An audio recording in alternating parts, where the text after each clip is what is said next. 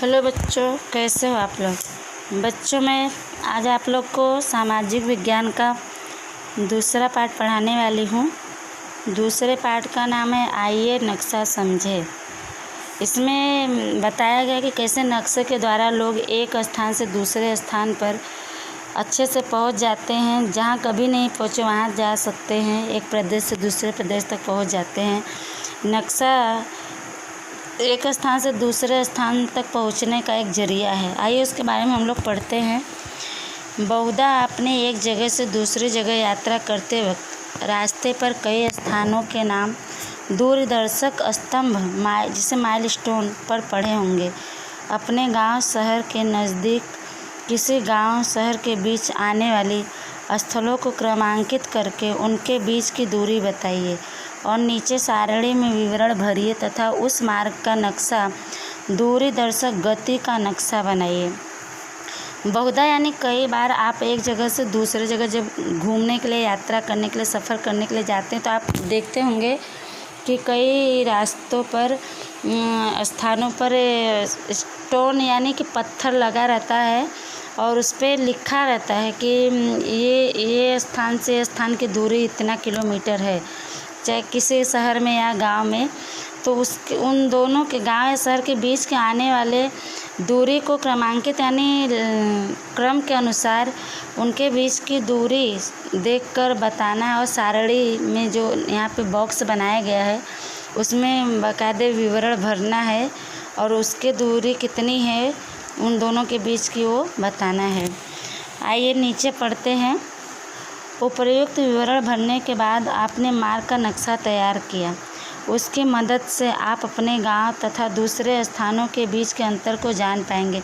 जब आप विवरण तैयार कर लेंगे, जैसे बॉक्स दिया है तो आप अपने गांव या शहर का एक सारणी भर के तैयार कर लेंगे, तो उससे आप उसकी मदद से जान पाएंगे कि इस स्थान से इस स्थान की दूरी कितनी होगी, उसके बीच के अंतर कितना है। आपकी पाठशाला में भी ऐसे नक्शे हैं तो उन नक्शों से क्या जानने और सीखने को मिलता है उसे ढूंढिए। पृथ्वी के किसी भी भाग का सपाट कागज़ पर किए गए आलेखन को हम नक्शा कहते हैं। उसमें बता रहा है कि पृथ्वी का एक नक्शा लीजिए जो सपाट कागज़ पे बना हो, प्लेन कागज़ पे बना हो, उस पर जो आलेखन किया जाता है, चित्र बना के लिखा जाता है, उसको ही हम नक्शा कहते हैं। नक्शे की मदद से हम किसी भी प्रदेश का सच्चा चित्र जान सकते हैं और नक्शे की मदद से यानी सहायता से हम किसी भी प्रदेश का सही ढंग से चित्र जान सकते हैं। नक्शा संबंधित प्रदेश की महत्वपूर्ण बातों को दर्शाता है और नक्शे से संबंधित प्रदेश की जो महत्वपूर्ण खास बातें हैं नक्शे के द्वारा ही हम जान सकते हैं, वो बातें उसमें दर्शाया जाता है। नक्शा तैयार करने या उसे समझने के लिए कुछ महत्वपूर्ण मुद्दों को नक्शों का अंग कहा जाता है। और कह रहे नक्शा तैयार करने के लिए या उसे अच्छी तरह से समझने के लिए, जानने के लिए कुछ खास मुद्दों को नक्शे का अंग कहा जाता है, जैसे कि दिशा दर्शक, प्रमाण माप, स्केल जिसे बोलते हैं, रूढ़ संज्ञाएँ। आइए आगे पढ़ते हैं। मैप का मूल शब्द लैटिन शब्द मप्पा अथवा मप्पा मुंदी अर्थात हाथ रुमाल यानी जो हम लोग लेके मुंह पोंछते हैं, रुमाल के कद के कपड़े का टुकड़ा पर से आया है। उस पर से मैप शब्द आया है। कह रहे हैं कि मैप जो शब्द है लैटिन शब्द मप्पा अथवा मप्पा मुंदी अर्थात उसका मतलब होता है हाथ रुमाल के कद का यानी बराबर के कपड़े का टुकड़ा पर से आया है। नक्शा तैयार किया गया उसको देखकर और उसे मैप भी कहा जाता है, उसे मैप शब्द दिया गया है। नीचे है, आपने विद्यालय या पुस्तकालय में देखे हुए नक्शे की सूची तैयार कीजिए। उन नक्शों में कौन कौन सी बातें दर्शाई गई उन्हें नोट कीजिए। ये नक्शा आप विद्यालय पुस्तकालय में जो नक्शे देखे तो एक सूची बना लेना है और कौन कौन से नक्शे में बातें दर्शाई गई एक एग्जाम्पल उदाहरण में आपको उसमें 1-2 लिख देना है। आगे पढ़ेंगे। विद्यालय या पुस्तकालय में देखे हुए नक्शों में आपने जो विवरण देखे हैं और पढ़े हैं उनके आधार पर नीचे दिए गए नक्शे का सही प्रकार नक्शे के नीचे दिए आयत में लिखे।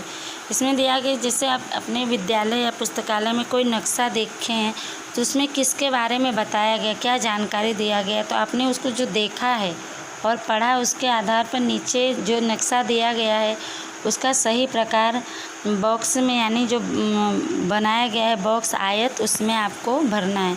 तो पहला नक्शा दिया गया है गुजरात राज्य का जिलों से संबंधित। इसमें आप देख रहे हैं सब गुजरात के सभी ज़िलों के बारे में यहाँ पे दर्शाया गया, बताया गया है। दूसरा है भारत का नक्शा। तो भारत का नक्शा का पठारी भाग यानी कि भारत की ऊंचाई को दर्शाया गया है यहाँ पे। तीसरा है गुजरात राज्य का नक्शा जिसमें किस ज़िले में गुजरात राज्य के किस ज़िले में कौन से खनिज पाए जाते हैं उस चीज़ को यहाँ पे दर्शाया गया है। चौथा है दुनिया का नक्शा जिसमें महाद्वीपों को दर्शाया गया है। आगे पढ़ेंगे, इतना जानिए, पढ़ते हैं इसके बारे में। नेटमो का मतलब होता है national atlas thematic map organisation. संस्था कोलकाता में ये स्थित है और वह वितरण दर्शाने वाले नक्शों का निर्माण करती है। ये संस्था जो है नेटमो ये कोलकाता में स्थित है और यह विवरण दर्शाने वाले नक्शों का निर्माण करती है। आइए आगे पढ़ते हैं। नक्शे के कितने अंग होते हैं? नक्शे के 3 अंग होते हैं। पहला दिशा, दूसरा पैमाना और तीसरा रूढ़ संज्ञाएं। आप दिशाएं जानते ही हैं, पूर्व, पश्चिम, उत्तर, दक्षिण। आप यह भी जानते हैं कि सूर्य पूर्व दिशा में उदय होता है और पश्चिम दिशा में अस्त होता है। अब आप उगते हुए सूर्य के सामने मुंह करके खड़े हो तो आपकी पीछे तरफ पश्चिम और आपके सामने तरफ पूर्व दिशा आएगी। आपको दिशा पता होगा कि पूर्व, पश्चिम, उत्तर, दक्षिण ये दिशा होती है और जब सूर्य पूर्व दिशा से उदय होते हैं पश्चिम दिशा में अस्त हो जाते हैं यानी डूब जाते हैं। और जब हम सूर्य के सामने मुंह करके खड़े होते हैं तो हमारे पीठ के पीछे पश्चिम दिशा आता है और सामने पूर्व दिशा आता है। आगे पढ़ेंगे। अपने विद्यालय से दिशा दर्शक यंत्र लीजिए। दिशा दर्शक यंत्र यानी जो दिशा को बताता हो और खोजिए कि उत्तर दिशा में क्या स्थित है।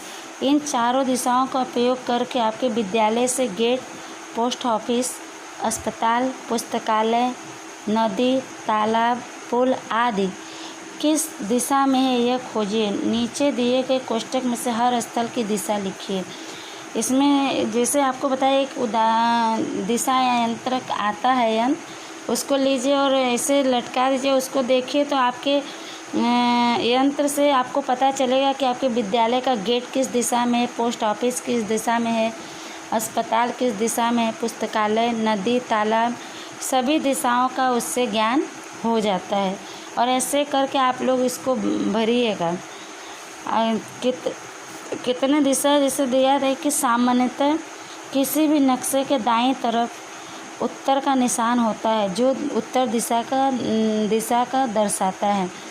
इस तरह यदि एक दिशा उत्तर मिले तो बाकी दिशाओं का अनुमान आसानी से लगाया जा सकता है। कह रहे हैं कि सामान्यतः मतलब साधारण किसी भी नक्शे के दाईं तरफ उत्तर का निशान होता है और जो उत्तर दिशा को दर्शाता है। और इस तरह अगर एक दिशा का जवाब हमें उत्तर मिल जाए तो बाकी दिशाओं का अनुमान आसानी से सरलता से लगाया जा सकता है। देखिए यहाँ पे शहर का चित्र दिया गया है। आइए पढ़ते क्या लिखा है। मैं सर्जन नामक विद्यार्थी हूँ। मैं अपने मामा के घर पहली बार अकेला जा रहा हूँ। मुझे पता है कि मैं पहुँच जाऊँगा क्योंकि मेरे पास मामा के घर तक पहुँचने का नक्शा है। एक सर्जन नाम का विद्यार्थी वो बता रहा है कि मैं पहली बार अपने मामा के घर जा रहा हूँ और मुझे पता है कि मैं पहुँच जाऊँगा। कैसे? क्योंकि बता रहा है कि मेरे पास मामा के घर तक पहुँचने का नक्शा है। आगे पढ़ते हैं। आप जानते हैं कि हमारी पृथ्वी कितनी विशाल यानी बहुत बड़ी है। उसे उसी प्रकार के वास्तविक रूप में नक्शे पर दिखाने के लिए बहुत छोटा माप लेकर ही किसी एक भाग को सूक्ष्म रूप से दिखाया जा सकता है। जैसे कि नीचे दिए गए नक्शे में आपके गांव और विद्यालय के बीच 1 किलोमीटर का अंतर हो सकता है, परंतु कागज़ पर इतना लंबा माप दिखाना असंभव है। यह माप कैसे लिया जा सकता है? नक्शा बनाने के लिए 1 सेंटीमीटर बराबर 100 मीटर ले तो निश्चित स्थल को दर्शाया जा सकता है। इसी तरह यदि आपको किसी भी नक्शे का प्रमाण माप स्केल ज्ञात हो तो किन्हीं 2 स्थलों के बीच का वास्तविक अंतर ज्ञात कर सकते हैं। और बता रहे हैं इसमें कि पृथ्वी हमारी बहुत बड़ी है और उसी प्रकार वास्तविक मतलब सही रूप में नक्शे को दिखाने के लिए बहुत छोटा माप लेकर किसी एक भाग को सूक्ष्म रूप से यानी छोटे आकार में दिखाया जा सकता है।